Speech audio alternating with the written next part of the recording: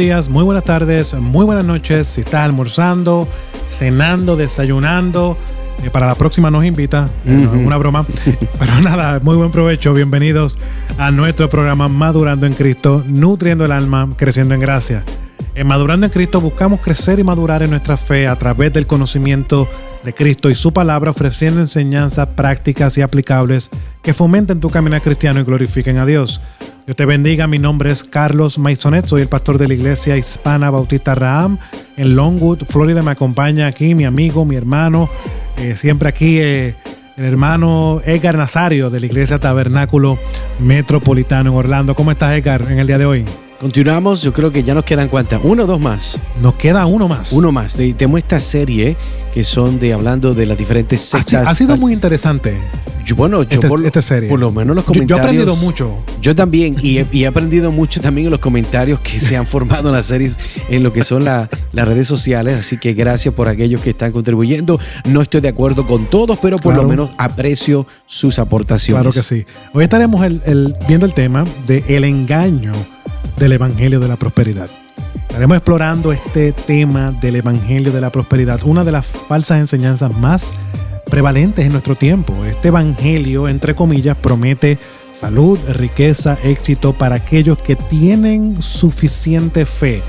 Pero esto contradice profundamente el mensaje bíblico y vamos a tratar de extraer las sutilezas de esta enseñanza y las vamos a contrastar con las Escrituras y veremos cómo el verdadero Evangelio de Cristo nos llama a una vida de fe centrada en la cruz y no en la comodidad. Pero Edgar, antes de comenzar, háblame más de madurandoencristo.org. Claro que sí.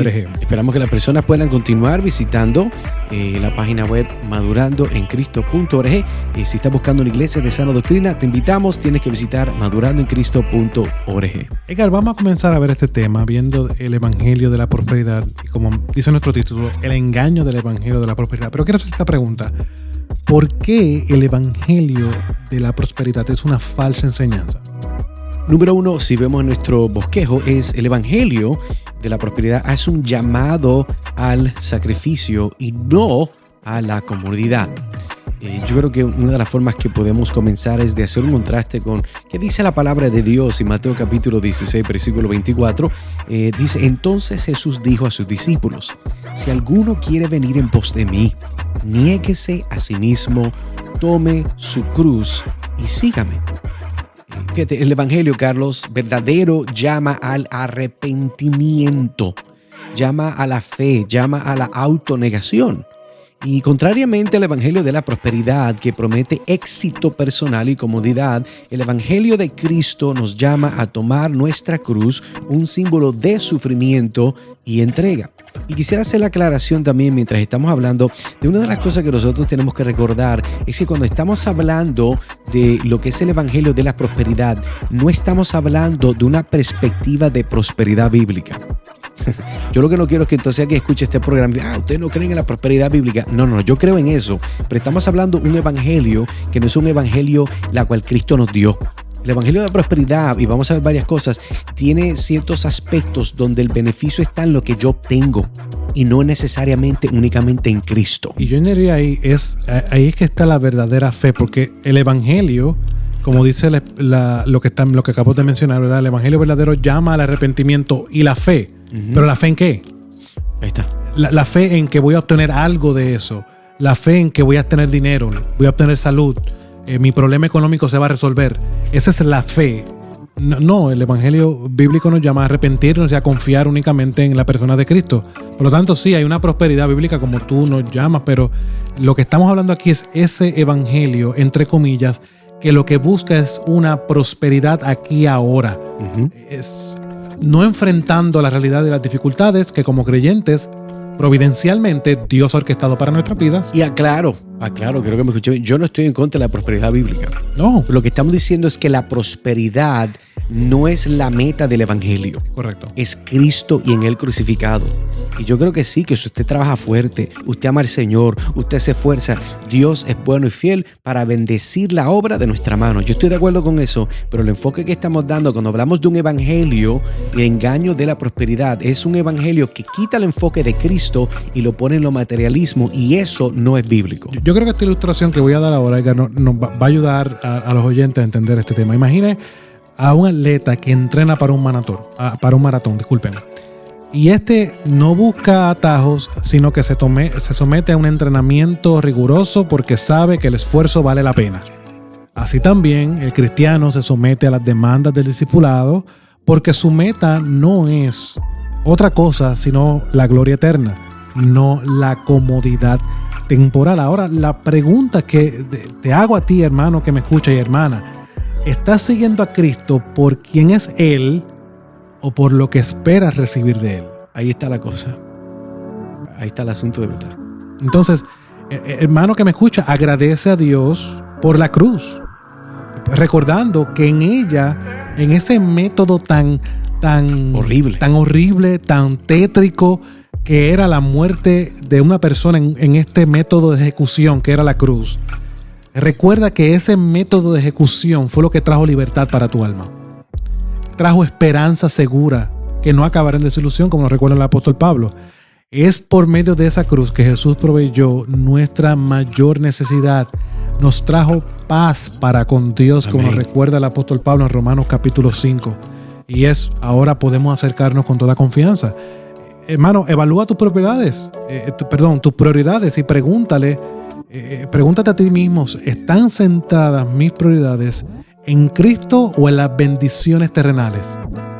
Tu alegría viene, tu gozo viene cuando las cosas te van bien, cuando tú te pegas el loto y te ganas $1 millón, ¿verdad? O en este tipo de circunstancias que están yendo favorables en tu vida. Ahí está tu gozo, ahí está lo más que tú amas. Y claro, yo sé que está relajando cuando dice, ¿verdad? Sí, que una persona se pega de la loto. Nosotros jugamos la loto. Correcto, pero estamos diciendo que es ese aspecto de exageración, que cuando todo te va bien, cuando no tienes necesidad, ¿será entonces por eso la razón por la cual tú sirves al Señor? Hay personas que yo conozco que han tenido situaciones en su familia donde me acuerdo una historia de un hombre en mi vecindario cuando era más joven, y su abuelita murió. Una persona que la amaba mucho, ella era prácticamente su madre, ella lo crió.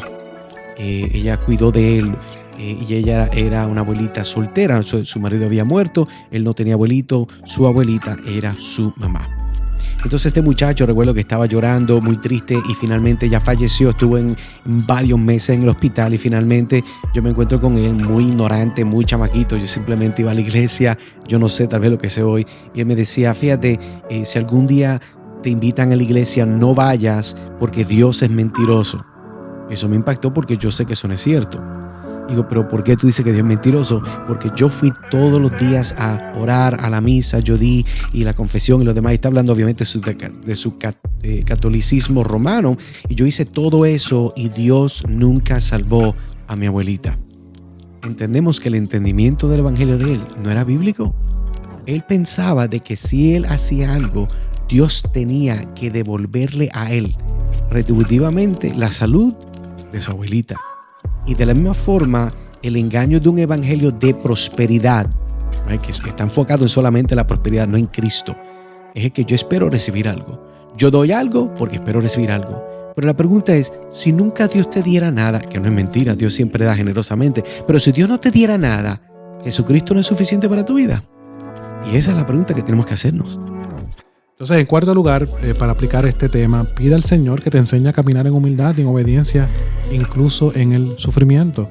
Hermano, muchas veces ese es uno de los temas que más hace difícil conciliar. El sufrimiento, nosotros estamos diciendo aquí que somos masoquistas y buscamos sufrir.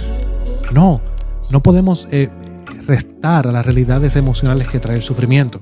Pero nosotros entendemos que Dios, al ser Dios, Él soberanamente ha designado providencialmente lo que Él quiere para mi vida. Y en ese decreto providencial hay cosas que para mí en el momento no las voy a entender. O no voy a saber cómo responder, o hasta me van a afligir. Pero Dios en su sabiduría sabe que es lo mejor para mí. Y en eso podemos entender que Pablo en Romanos capítulo 5, él llega a la conclusión que se gloría en las tribulaciones, porque éstas saben que tienen propósito en la vida del creyente. Ahora, Edgar, para continuar viendo este tema, ya vimos claramente que el evangelio hace un llamado al sacrificio y el evangelio de la prosperidad, en contraste, hace un llamado a la comodidad. Y vimos ese contraste. Ahora, en segundo lugar, ¿qué más podemos decir sobre por qué el evangelio de la prosperidad es uno falso? Bueno, porque vemos que dentro del tema del sufrimiento, Carlos, no entiende que es una herramienta de Dios para nuestra santificación. O sea que me adelanté al tema, perdóname. Sí, sin darte cuenta. Sin querer. Sin darte cuenta, sí. El sufrimiento es una herramienta de Dios para nuestra santificación. Romanos capítulo 5, versículo 3 al 4 nos dice, no solo esto, sino que también nos gloriamos en las tribulaciones, sabiendo que la tribulación produce paciencia, y la paciencia, carácter probado, y el carácter probado, esperanza. Así que el evangelio de la prosperidad rechaza el sufrimiento como algo innecesario. Pero la Biblia, la palabra de Dios, nos enseña que el sufrimiento es una herramienta de Dios para nuestra santificación. ¿Por qué? Bueno, porque nos moldea, porque nos hace depender más de Él y nos da una esperanza inquebrantable en su promesa de que de una redención eterna. El evangelio de la prosperidad, que no es bíblico, es uno que dice, tú no estás aquí para sufrir, tú estás aquí para vivir tu mejor vida. Perdóneme usted, yo tal vez soy un poquito ignorante, pero la mejor vida que yo voy a vivir no es esta. Ahora, no es que no pueda vivirla para la gloria de Dios, pero déjeme darle un poquito de claridad. Y que aquí no vamos a encontrar cosas buenas. Sí, y Dios nos da muchas bendiciones. Pero entiéndame algo, la mejor vida va a ser cuando usted sea libre total de pecado, cuando usted sea glorificado, cuando Dios le dé un cuerpo donde usted no apetece ni desea pecar. Esa vida va a estar buena. Esa vida no es aquí ahora. Vuelvo y digo, no es que nosotros estamos en contra de la realidad, de la bendición, que Dios bendiga al cristiano, lo prospere financieramente, profesional, en los negocios, con salud. Amén. Vaya, haga todo eso. Pero si el enfoque suyo fue eso y no es Cristo, no es servirle, no amarle, no ser parte de una iglesia bíblica, no de contribuir, ¿verdad?, con el llamado de Dios de la gran comisión, no sufrir por la gloria de Dios. Usted puede ser que cree en un Dios, pero el de la Biblia no es. Y creo que debe arrancar el Nuevo Testamento completo, porque la mayoría de los hombres que nuestro Salvador vivió una vida que terminó en sufrimiento. Y a todos los discípulos les recuerda, en este mundo tendréis aflicciones, pero tiene que arrancar todos los evangelios de la Biblia y no puede considerarlo.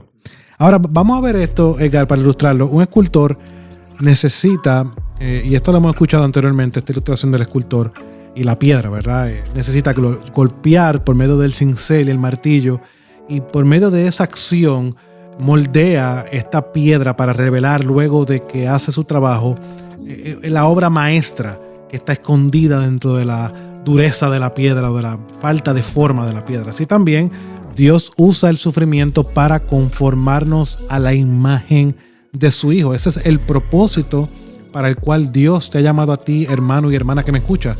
No es para que seas exitoso aquí en la tierra, sino es para moldearte a la imagen de Cristo, y es Dios utilizando el sufrimiento como ese cincel, como ese escultor maestro. Pero imagínate el mejor artista que usted vea, escultor. Pues Dios es 1000 veces mejor, infinitamente mejor, haciendo todo para que la imagen de Cristo sea formada en nuestra vida. Ahora, ¿cómo debemos de aplicar esto? Hermano, debes de reflexionar sobre cómo Dios ha usado tiempos difíciles para moldear tu carácter. Muchas veces, cuando evaluamos nuestra vida, sucesos anteriores que han pasado en nuestra vida, nosotros podemos ver cómo Dios nos ha sostenido, cómo nos hemos acercado más a Él, cómo hemos aprendido a entender su bondad, entender su amor en medio del sufrimiento. Pero en segundo lugar, ora por una perspectiva bíblica sobre el sufrimiento. Como mencioné hace un momento, el creyente no tenemos una perspectiva clara. Vemos el sufrimiento como algo negativo, como algo malo, y no es así. Pablo lo puede ver como algo positivo porque apunta a su santificación, como acabamos de leer. Y debemos de orar pidiendo que veamos las pruebas como oportunidades para crecer espiritualmente. En tercer lugar, acompaña y anima a otros en medio de sus dificultades. Vemos a veces muchos cristianos débiles en medio del sufrimiento. Y tú, hermano y hermana, tienes el Espíritu Santo y puedes animar a otros recordándoles que todo obra para bien en medio de lo que Dios ha predispuesto para formar la imagen de Cristo en nuestra vida, como nos recuerda Romanos capítulo 8, versículo 28. Y en cuarto lugar, mantén la esperanza en la promesa, hermano, de que Cristo, todo sufrimiento será redimido en la eternidad. Él enjugará toda lágrima de nuestros ojos. No habrá más llanto, no habrá más dolor. Entonces, tenemos esperanza. Socorramos fuertemente. Extendamos nuestros brazos para continuar corriendo la carrera de la fe para la gloria del Señor. Edgar, hemos visto en primer lugar, dando un resumen de lo que hemos traído, este contraste de que el evangelio es un llamado al sacrificio y el evangelio de la prosperidad es un llamado a la comodidad. En segundo lugar, vimos que el sufrimiento no es algo que debemos de ver como malo, sino que el sufrimiento es una herramienta de Dios para nuestra santificación. En contraste, el evangelio de la prosperidad dice que nadie debe de sufrir, porque es una falta de fe. Entonces, en tercer lugar, ¿qué podemos decir sobre por qué el evangelio de la prosperidad es una falsa enseñanza? Bueno, vemos que cuando se ve la perspectiva de la esperanza eterna, Carlos, es más allá de las riquezas temporales. Y volvemos a lo mismo. Mateo capítulo 6, versículo 19 al 20, mira lo que dice Cristo. No os hagáis tesoros en la tierra, donde la polilla y el óxido destruyen y donde ladrones penetran y roban, sino haceos tesoros en el cielo. El llamado de Cristo aquí no es de que usted no tenga riquezas, no pueda prosperar, no tenga dinero en el banco, no tenga un 401k, o sea, no tenga algo para el futuro. Ese no es el enfoque de este texto, si usted lee el contexto de lo que Jesús está diciendo. O sea, hay un aspecto donde sí debemos. Además, los proverbios nos dicen que un hombre sabio deja tesoros y beneficios para su tercera, cuarta generación. Pero fíjate, el evangelio de la prosperidad, Carlos, pone un énfasis desmedido en las riquezas y bendiciones terrenales. Pero Jesús nos llama a vivir con una perspectiva eterna. Los tesoros en el cielo, la comunión con Dios y la herencia incorruptible. Mira qué diferencia. Son infinitamente más valiosos que cualquier posición terrenal. Y esa es la diferencia.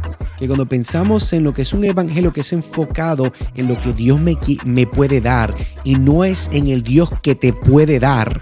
O sea, Dios no te debe nada a ti y a mí, aunque todo lo que tenemos es por gracia, por medio de la obra de Cristo. Pero el enfoque de la prosperidad usualmente tiene una conexión fuerte con la salud, con las posesiones, con el dinero, con la abundancia. Y cuando el enfoque no comienza con Cristo, el evangelio, hay un problema y tenemos que tener mucho cuidado para no ser engañados por el diablo y ser arrastrados por algo que no es lo que Cristo nos llamó a nosotros a someternos con amor hacia Él. Yo creo que una de las cosas que hemos visto en esta serie, Edgar, y puede estar de acuerdo conmigo, es que hay tres cosas de las cuales son atentadas en estas falsas enseñanzas. Y es quién es Dios, en segundo lugar la persona de Cristo y en tercer lugar las Escrituras. Yo creo que aquí sucede lo mismo.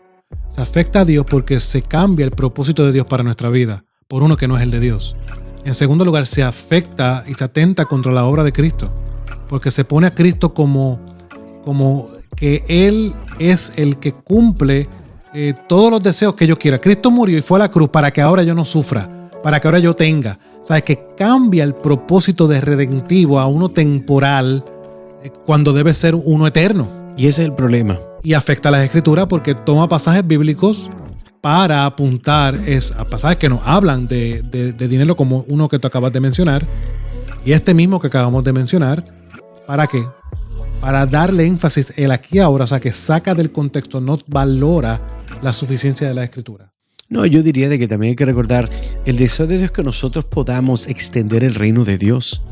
Y hay una realidad donde, y quiero dar balance, el dinero es necesario. Claro. Si usted va a una iglesia, hay que pagar la luz, hay que pagar el aire. Bueno, en su casa. En su casa, ¿verdad?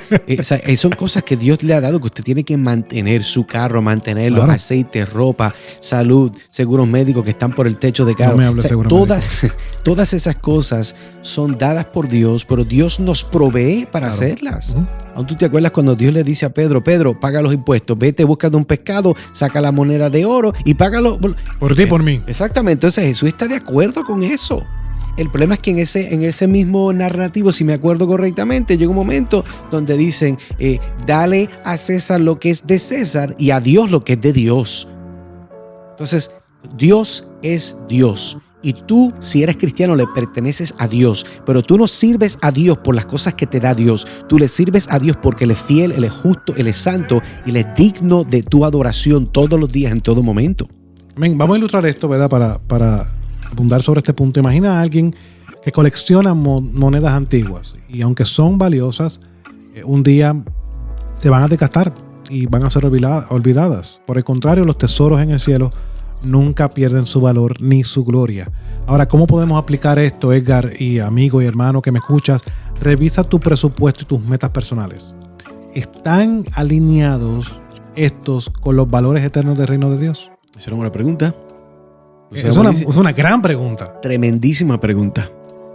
Porque muchas veces nosotros podemos ver que a lo mejor nosotros no nos asociamos mucho con el evangelio de la prosperidad, pero hay muchos creyentes que viven de esta manera. Correcto. Aman al Señor, van a iglesias saludables, pero sus metas y su presupuesto está más comprometido aquí y ahora que con lo eterno. Una muy buena pregunta, hermano. La dejo ahí para que usted la haga. Dedica tiempo a meditar en las promesas de la gloria futura que Dios tiene para sus hijos. En tercer lugar, da generosamente a la obra del reino, sabiendo que Dios provee para quienes buscan su justicia primero. Buscad primeramente el reino de su justicia y todo lo demás se proveerá. Todo lo necesario se ha provisto, ¿verdad? Mateo capítulo 6, versículo 33. Y en cuarto lugar, renueva tu compromiso de vivir cada día, hermano que me escuchas, con una perspectiva celestial. Ahí es lo que digo que Pablo habla. Pon tu vista en las cosas de arriba. Uh-huh. Donde está Cristo sentado, ¿ves? A lo consumado Pablo lo lleva. Anhelando más la presencia de Dios que cualquier posesión terrenal. Carlos, para concluir entonces en este episodio, vemos que el evangelio de la prosperidad es una distorsión peligrosa que cambia el enfoque de Cristo hacia el yo y las bendiciones terrenales que nosotros esperamos de Dios. En contraste, el verdadero evangelio nos llama a tomar nuestra cruz, aceptar el sufrimiento como parte de la vida cristiana y vivir con la esperanza puesta en la eternidad.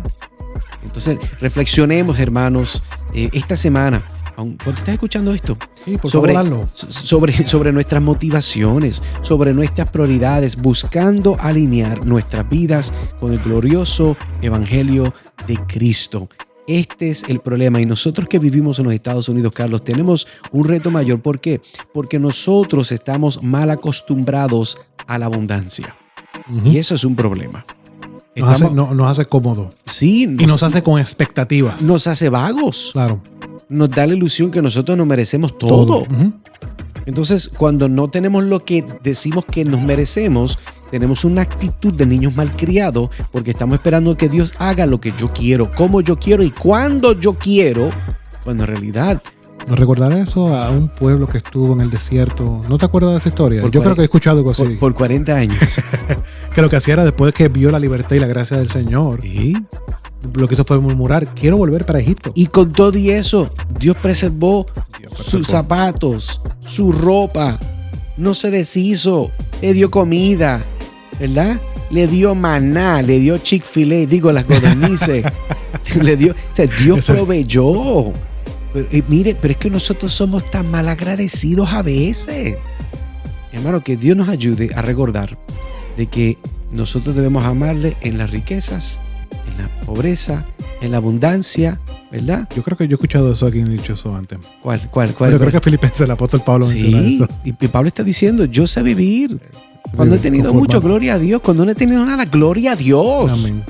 Hermano, nosotros debemos cuidar nuestros corazones, no importando dónde estamos viviendo, de que nuestro mayor tesoro sea Cristo y Él crucificado. Que nuestro mayor tesoro para dar, sí dé, ofrende generosamente, ayuda al pobre, ayuda al desahuciado, ayude, ¿verdad? Pero recuerde que usted se debe totalmente a Cristo. Ese debe ser nuestro ejemplo para nuestros cónyuges, ese debe ser nuestro ejemplo para nuestros hijos, ese debe ser nuestro ejemplo para nuestra sociedad, nuestros vecinos y nuestros hermanos en la fe, porque en eso mostramos verdaderamente que amamos a Dios. Edgar, ha sido un placer este episodio, a mí me ha encantado este episodio de Madurando en Cristo. Sí, así que Y recuerda a nuestros amigos que nos visiten en la página web. Sí, madurandoencristo.org es el lugar donde tienes que visitar. Así que visítanos allá. Gracias por estar con nosotros. Gracias por escuchar. Carlos, gracias por acompañarme. Siempre un placer. Y creo que nos sigue un episodio final, ¿verdad? Sí. Así que próximamente vamos con ese. No sé cuál es, pero sé que pero va a estar muy bueno. Va a estar muy bueno. Dios te bendiga, te guarde. Adiós.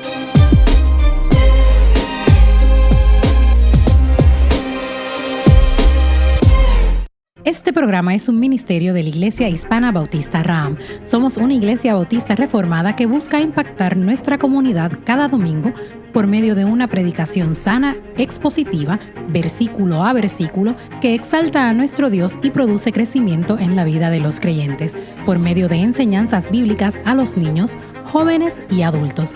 En medio de un mundo que está en oscuridad, nos aferramos a la verdad bíblica e importante del discipulado, por lo cual nuestro enfoque es tener una vida en comunidad para que por medio del discipulado y la enseñanza bíblica podamos crecer y adorar juntos para la gloria de Dios. Únete a nosotros todos los domingos a partir de las 12 del mediodía, comenzando con nuestro estudio bíblico, seguido por cánticos contemporáneos e himnos en adoración al Señor y de la predicación de su palabra. Para más información, por favor visita nuestra página web www.ihbraham.org. En el Tabernáculo Metropolitano de Orlando no somos solo una iglesia. Somos un faro de esperanza predicando, enseñando y discipulando para la gloria de Dios. Cada domingo únete a nosotros para adorar a las 10:30 de la mañana, donde la sana doctrina ilumina nuestro camino y la Biblia guía nuestros pasos. Profundiza en las Escrituras con nuestra predicación expositiva verso por verso. Nutre la fe de tu familia con programas dedicados para niños y enriquece tu vida a través de nuestro ministerio evangelístico y nuestro compromiso con la sana doctrina. En un mundo confundido en busca de significado, encuentra tu fundamento en el Tabernáculo Metropolitano de Orlando. Para más información visita www.tabermet.com www.tabermet.com o mejor aún, ven y acompáñanos este domingo. Tu viaje hacia una fe más profunda comienza aquí. Tabernáculo Metropolitano de Orlando, predicando, enseñando y discipulando para la gloria de Dios.